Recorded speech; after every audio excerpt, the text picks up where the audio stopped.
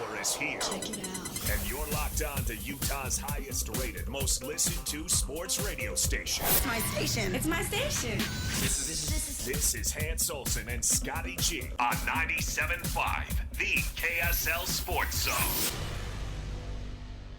Hans and Scotty, 97.5, the KSL Sports Zone. Let's get it, folks. It is a Friday, and if you're listening, and based on the numbers Lloyd showed me, you are, and a lot of you, so we appreciate that. Let's get it, folks. This is going to be a fun one today. It's a football Friday. I'm here in Dallas getting ready for a little Utah State game tonight in basketball. Hans, you, fingers crossed, will be out here coming up tomorrow. Fingers crossed, buddy. That's the hope. That's the expectation. And Jake just walked by here at Tim Daly Mazda and gave me a Nurple. So that was nice. It's always great to get pinched. At least he's not throwing things at a certain region. Yeah. Oh, yeah. He's done that a few times. But excited to be here at Tim Daly Mazda. And I'm telling you, people, if you need a vehicle, this is the place to come. They've helped me with so many different cars. Jake is all about just getting the deal done. Whatever your trade-in needs to be, whatever price point you need, whatever car you're looking for, he's going to get it done. And remember, if it's not a Mazda that you're looking for, he's got access to thousands of used cars. So come down and see us today. But, Scotty, I'm just it's one of those days on air where you're just riddled with anxiety. Yeah. And I know you've had a few of those, but, yeah, I've got anxiety just making sure this flight, which all these flights are getting canceled and delayed, but making sure we get there safe. And then the game itself, I'm just riding high anxiety. I'm probably a 9 on a scale to 10 of anxiety, thinking about how this thing is going to play out, how BYU is going to find a way to get a win.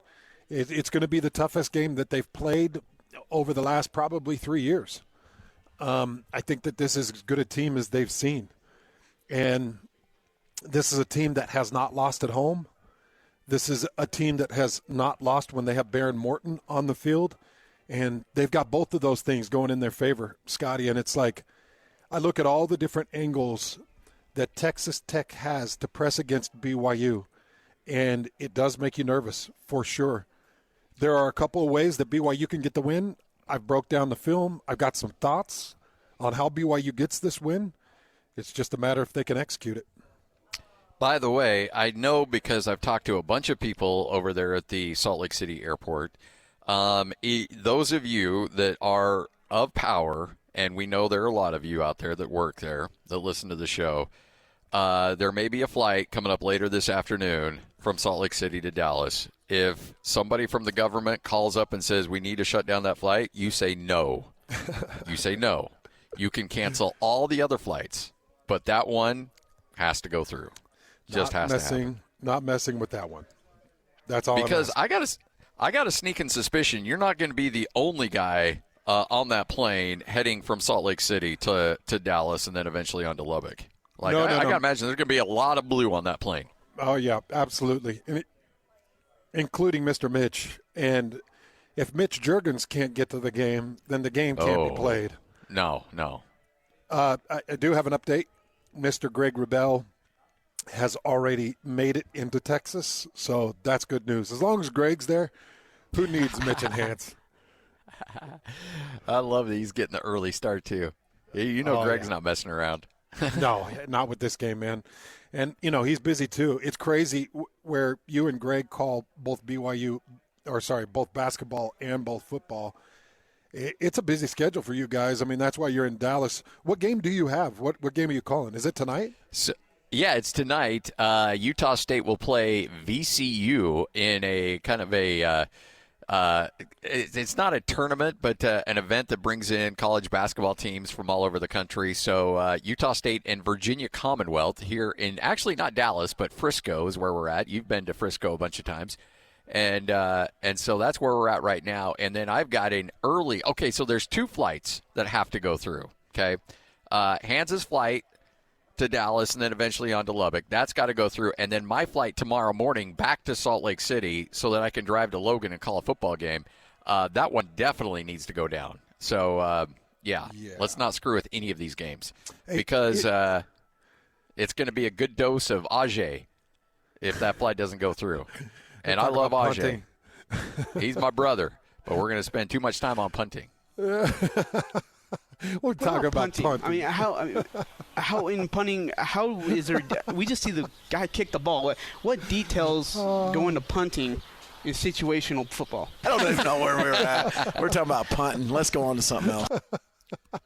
Yeah, you're gonna be there, Scotty. Don't let Ajay have that headset, man. You got to get there. And by the way, I got to be nervous. I got to be careful when I talk about Ajay because we give him a hard time. I love that dude like a brother. He has been so good to our broadcast, and he was kind enough the other day to somewhat got the initiative to add up all the games that I've done, and he was the one that knew I hit 100. I never kept track of that stuff, but he knew it was 100, and so Utah State had a cool little celebration about it because of Ajay. So it was awesome. I appreciate that. Hey, is that former Utah State coach still at VCU? No, he's at Virginia now. Ryan Odom. Yeah. So he took the job. He was just in the offseason, took the job. He left Virginia Commonwealth and is now running Virginia. So the team that he upset in that 16-1 upset is now the team that he's the head coach of. Holy cow, that's wild. I know, right? That is wild. How's he doing there? Or is this his first year? This is his first year. So, okay. But that's a pressure cooker there, man. You can't mess around at that place. So, no, you can't. And he's a great coach. He'll do well. All right, we got a lot to break down. Alema Harrington and Ron McBride will join us in an hour from right now, but let's get to it, folks. BYU Texas Tech Game of the Year right here on 97.5, the KSL Sports Zone. This is Hans and Scotty G. Let's go! The lineup is set, and it's time to kick off the show with the biggest topic of the day. This is the starting lineup on 97.5, the KSL Sports Zone. Hans, huge game, absolutely massive game coming up. BYU and Texas Tech. You've looked at this game from every angle. Did you come away with that with more respect for Texas Tech or less respect for Texas Tech? Oh, quite a bit more. Yeah, quite a bit more. So I watched two games this morning. I watched the 30-minute version of two games, both the Arizona State game and the Kansas State game. And I want to focus a little bit on the Arizona State game because they were able to beat Texas Tech. But I got to throw in a couple of caveats. Arizona State was able to beat Texas Tech in Phoenix, so at Arizona Sun Devil Stadium, and they were able to beat Texas Tech without Baron Morton. It was Will Hammond, the backup, that was in for the entirety of that game. So a couple of things that BYU is not going to have the advantage of that Arizona State did have the advantage of. Arizona State had a couple of early drives. They had a couple of stops in the red zone. They ended up with field goals, but they did take the lead, and they kept the lead from the first quarter all the way to about 5-minute marks in the fourth quarter. And then in that fourth quarter, Will Hammond was able to find, and every time they say his name, I think they're saying Clay Aiken. Which, back in the early days, Scotty, I was a big American Idol fan. Oh, I know. And I still love Clay Aiken, but it's actually Coy Aiken. Very good receiver. Very, very good receiver. They've got three very, very good receivers. Reggie Virgil, Caleb Douglas, and Coy Aiken. And Will Hammond was able to find Coy Aiken with an insane catch that gave Texas Tech the lead at that point. It was 22-19 for Texas Tech. And Arizona State took the ball with about 1:50 left, went the length of the field. Crazy throw to Jordan Tyson, went the length of the field, and they were able to score on the 5-yard line, just punching it in with Raleek Brown. So, couple of takeaways from that Arizona State game when we're just looking at BYU's opportunity to potentially win this game. The numbers aren't going to show Sam Leavitt and the critical rushing that he had in that game, Scotty, because there were 4 sacks that took away probably 30, 35 yards in that game. Those 30, 35 yards were critical in rushing for Sam Leavitt. There were multiple zone reads where Leavitt was able to get the first. There were a couple of scrambles where Levitt was able to get the first. So I like Bear Bachmeier's ability to find a couple of gaps inside this Texas Tech defense. Now, Raleek Brown, the running back, was keeping them honest. That's why it's so critical LJ Martin is back for BYU to keep Texas Tech's defense honest.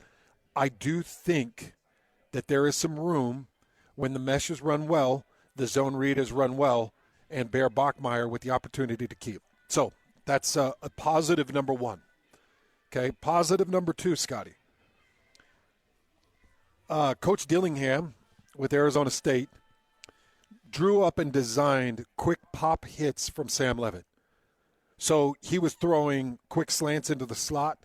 He was throwing quick seam routes to his tight end. He was throwing quick slants to Jordan Tyson. Everything was quick pop. Everything was snap to the shotgun, settle the feet, fire the hand. And it was all just quick shots. And they were getting 5 to 8 yard chunks at a time. There were 47 passing attempts by Sam Levitt. So they knew that they wanted to pass, and they knew that they wouldn't have a lot of time to pass. So everything was pre-read, pre-designed, quick fire.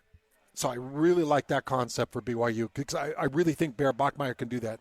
And Chase Roberts and Parker Kingston and Carson Ryan, they're all really good in those quick designed routes for quick pops. So I like that aspect of it. So I'm combining some zone read with zone read break to the option pass, so RPOs, and then there was one other aspect that Kenny Dillingham called in for Arizona State and Sam Levitt.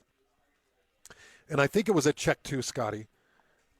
When Texas Tech showed a single high set and a press look, Sam Levitt would take the snap and he would roll out to typically the field side, and as he's taking the hit, this happened 3 times, as he's taking the hit, he would launch this thing in the air on single coverage over the top where one of his receivers beat the press and was on the far side of the field away from the single high, and he would just launch it, and he connected on that a few times for huge gains and putting themselves in scoring position. So I don't mind that either. You know, if you can identify some type of coverage where you know Chase Roberts can get an angle and can get into a deep route, and you feel like that safety is a little bit slow to the design, let Bear Bachmeier just launch that thing up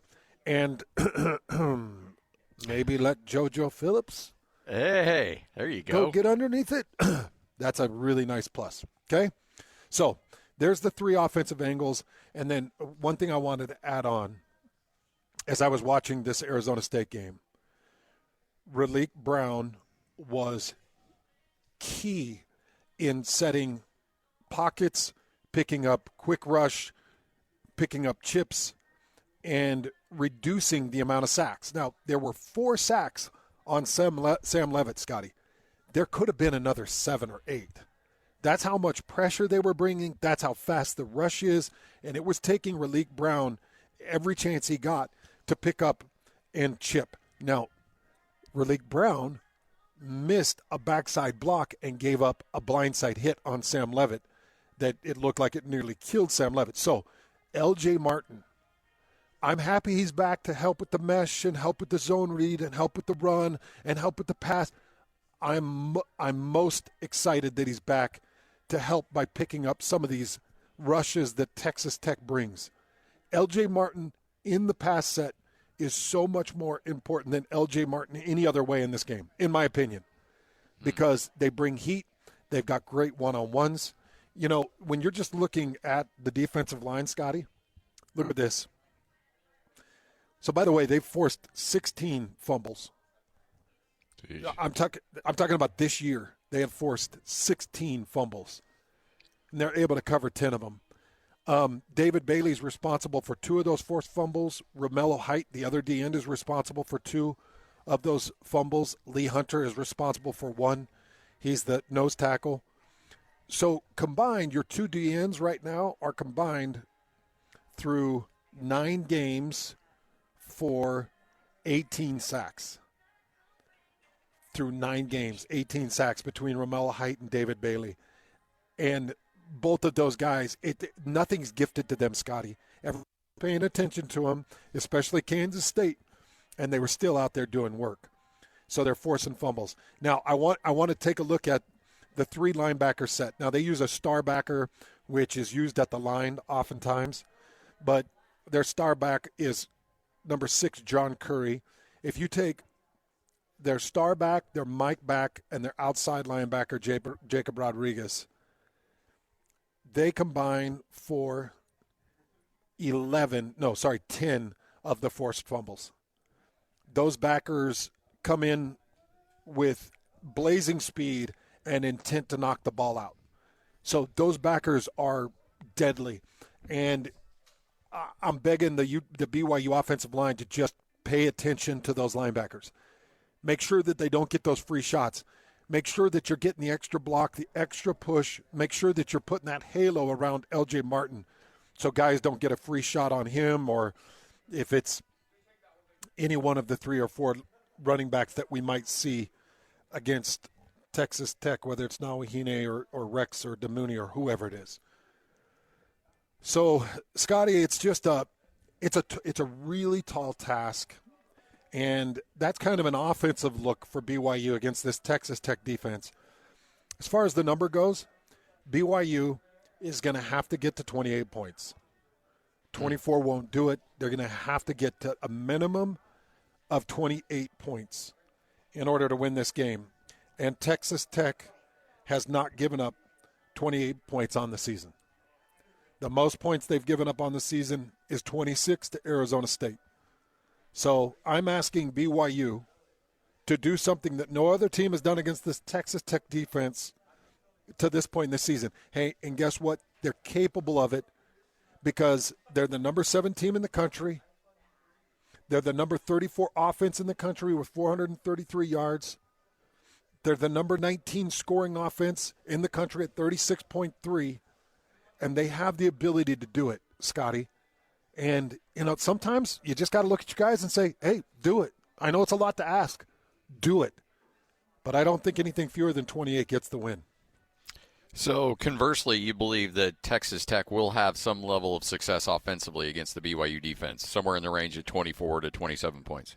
Yes.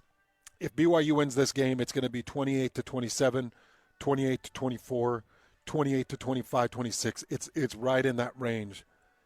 And you're going to have to put everything you've got on Baron Morton. Now, the good thing is, Scotty, he is an immobile quarterback. He's had a leg issue.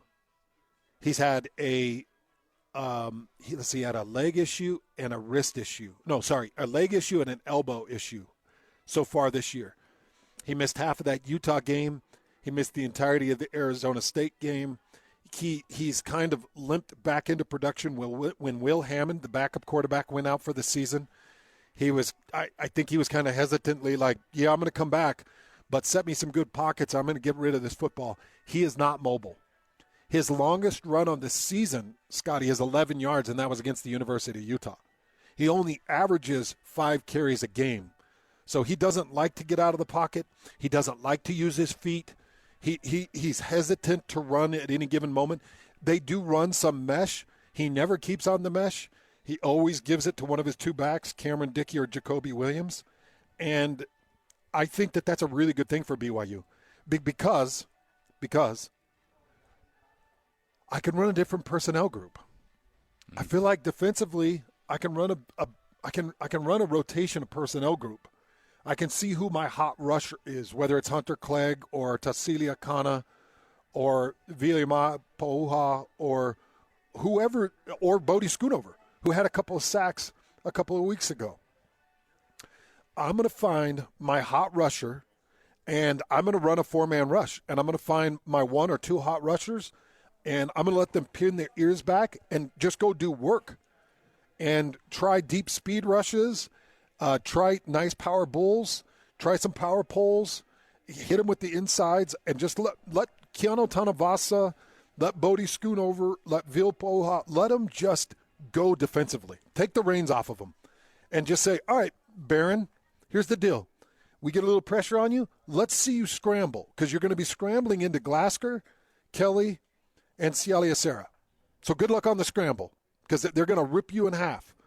So I'm going to let my defensive line go get the rush. I'm actually going to keep my linebackers kind of deployed at that second level working in zones, because they love the dump down to their tight end, Terrence Carter.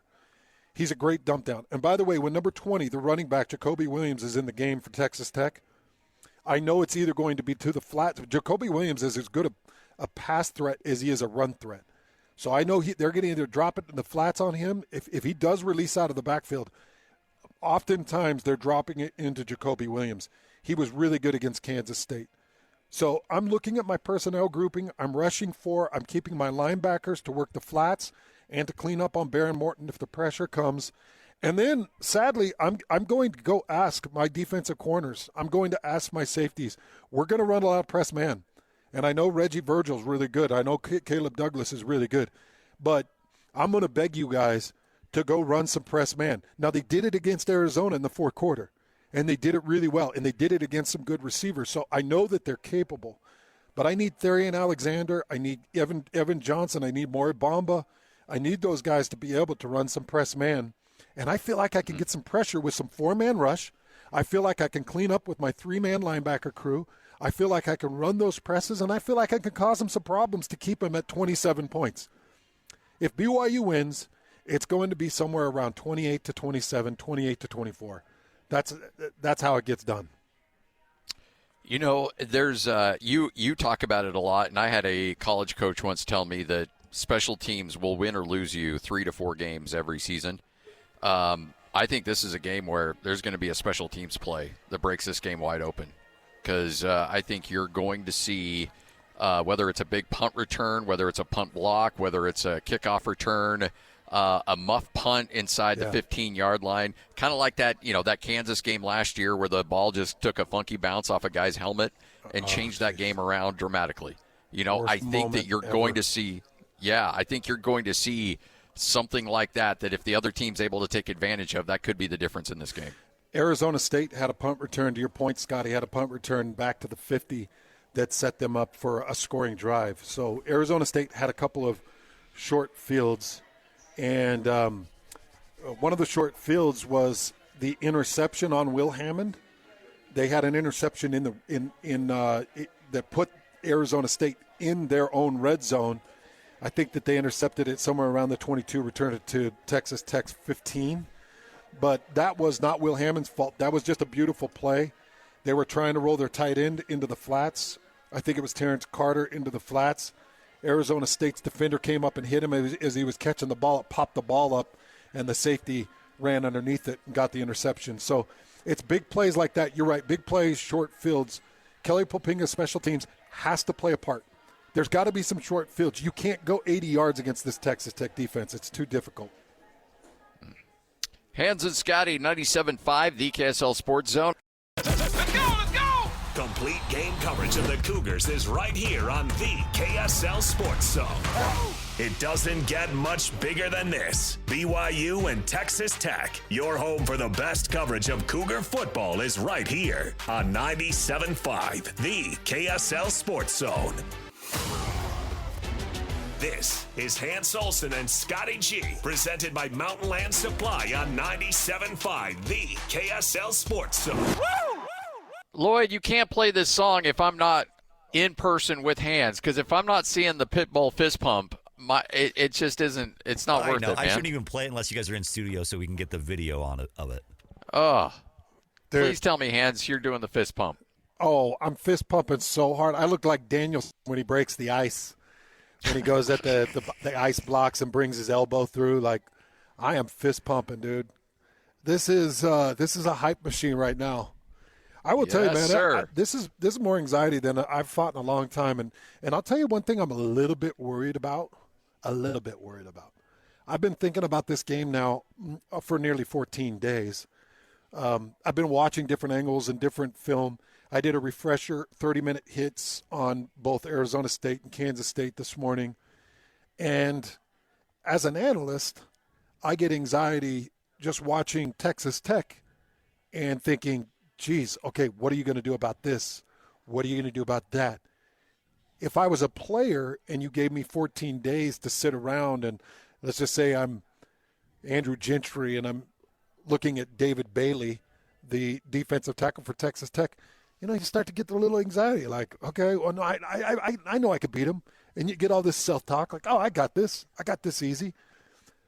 The important thing is that TJ Woods comes to Andrew Gentry and Aaron Roderick comes to Andrew Gentry and David and Coach Gilbride comes to Andrew Gentry, and they all three have a very calm delivery of, hey, don't worry about it.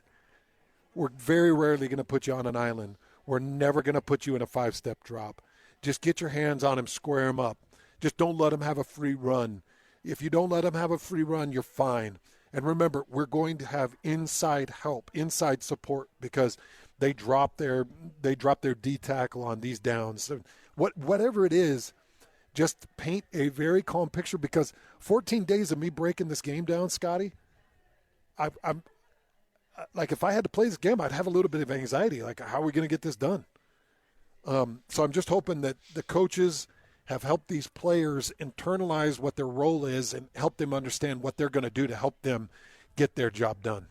How often did you get that as a player, where you were watching a guy on film and being like, this dude's going to be a problem for me? That happened more in the AFL in my 4 years in the AFL than it ever happened in college. And, I didn't get a ton of playtime in the NFL. So the anxiety was just sky high in the NFL because you wanted to do your job. But I don't remember getting over my skis on personnel in the NFL. But in AFL, it wasn't off film. It was having faced a guy 2 or 3 years in a row and knowing that guy is a problem for me. And that always was in my head. There's very few players back from this Texas Tech team that lost to BYU in 2023. I saw the number on it. I think it was like 4 or 5 is all. I think there's 20 back on the roster, but only 4 or 5 that actually play. It's something small like that. But they'll have that in their memory. It happened every once in a while. The very first game that I played with or that I played in for BYU after a redshirt year was 1997 against the Washington Huskies. And the very first time I stepped on the field after a redshirt year, which is really weird when you redshirt and you're out a full year and then you step on the field for the first time as a redshirt freshman, I ran out there against an offensive lineman named Benji Olson that ended up being a really high draft pick to the Tennessee Titans. Oh, yeah, I remember that name. Yeah, and he was really good, and I had watched him on film. I knew he was extremely powerful. I did okay against him, except he caught me on a blind side that was a brutal hit. But very, very, very few times did I have anxiety of the personnel that I was going to face. I guess it all comes down to how guys get motivated. Depending on, and I don't know what type you would have been, but prefer to coach in a situation like this. You're Andrew Gentry, and you have your coaches coming up like, this is a big stage. Everybody's watching this game. This is your moment to shine. Who knows? You could make some money on a game like this. This is such a big moment for you. Or do you just go and say, hey, you know what? Just another day at the office. Just treat it like another day. Do your job, and off we go. It's, hey, another day in the office. I mean, you got to do that. You got to put that in your mind as much as you can. And you've got to put those horse blinders on, those kind of blinders that they throw on the sides of a horse's head so that they can't see the peripheral and see things that spook them from behind them. You put those blinders on, and all they do is pay attention to what's directly in front of them. And that metaphor, it actually really does apply to this world, because I'll never forget my rookie year with the Indianapolis Colts, trying to make a roster, knowing that there were 8 or 9 defensive linemen that they had to cut just for me to make the roster. And we were headed to Seattle. They had just built the new stadium, the new Seahawks stadium. I knew that I was going to get probably second quarter rotation. I knew that everything was on the line, and I'd worked my whole life for this moment. And I remember getting to the point where I was hyperventilating and blowing into bags and starting to get dizzy because, that was hundreds of thousands of dollars for me. It was a NFL roster spot. Like the whole world, my whole world. I left BYU. I didn't have a degree. I didn't know anything other than football or what I wanted to do. And it was like it all came down to this moment, Scotty, of this is your life. This is your moment. And if you can make a play or two, maybe you make this roster. Maybe they cut 5 or 6 other guys and not you. And I remember getting so overwhelmed that I couldn't hardly breathe. And I had to put the headset on. I played some calm music. I took myself back to the high school locker room. I took myself, back to like times when things were just a lot more calm and easy, whether it was family vacations or anything, just to take my mind off the intensity of the moment so that I could pay attention to what my job and my role was. And I ended up having an incredible game. That game is what set me up to make the roster that year. And that's the type of kind of vision that you have to have against Texas Tech. You can't be pulling up and see the tent city that you were telling me about, Scotty, and all the energy that's going in and the fireworks that are firing off and the people that are lining the roads with their signs as the bus is pulling into the underground. And you can't get caught in that moment.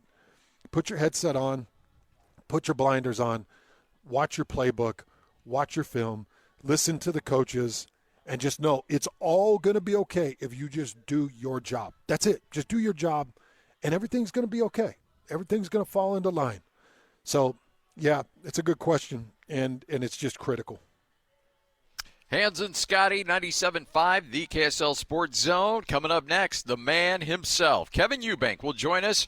What's the weather look like in Lubbock? What does it look like up in Logan? We'll find out next from the chief meteorologist of KSL, Kevin Eubank, right here on 97.5, the KSL Sports Zone.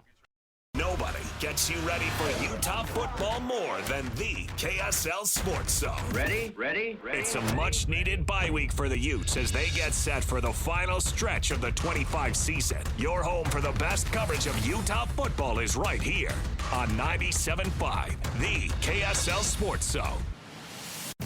This is Hans Olsen and Scotty G, presented by Mountain Land Supply on 97.5, the KSL Sports Zone. Hans Olsen, Scott Gerard, 97.5, the KSL Sports Zone. Hey, make sure to join the show coming up Tuesday from noon to 3 at Sound Sleep Medical, 8941 South, 700 East in Sandy. All right, it's that time where we get a chance to chat with somebody who's far better looking and smarter than the two of us, Hans. It's Kevin Eubank, chief meteorologist from KSL. K-Bank, how are you? Hey, guys, I'm great. How are you today? Fantastic. Never better. Are you holding up all right? I'm doing great. Yeah, it's super Okay. nice. All right. Fall's awesome. We've had great temperatures. Everything's been good. It was. All right. How about you guys? Just I miss seeing you. I don't see as much. I Football know. season, you guys hunker down, and it's like you guys are operating out of a bunker. Well, it feels that way. I'm in Dallas. Utah State's got a basketball game tonight, and then Hans will be down here in Texas tomorrow for BYU and Texas Tech. So, what are we looking like in Lubbock tomorrow? Well, first off, I'd rather be in Dallas than Lubbock. I mean, I'm just saying for a variety of reasons. So, lucky you, Scotty and Hans. Go get them. But it's beautiful. It is so pretty. It's going to be sunny. 60s. It's an early kick, so it's a 10 a.m. for us. 60s to start, 70s to finish. Just beautiful, sunny Texas weather for that football game. And as we all know, I don't think anyone would have ever thought that we'd be having a conversation at the first week of November about the importance of a top 10 matchup and all the implication it has for the playoffs, for the Big 12 championship. To think that BYU's there right now, it's pretty cool. So it should be a fun game. Well, we got Utah State coming back in here to Logan. What does Logan look like Saturday? Beautiful as well, just not as warm. So we're going to have mostly sunny skies. It's a 4:30 kick against Nevada, and we'll start in the 50s and then slide down into the 40s. Sunset's about 5:15. So, you just get a little bit of sun to start that game, but then most of it's in the dark. So bundle up. Temperatures drop down into those upper 40s as you head through the halftime.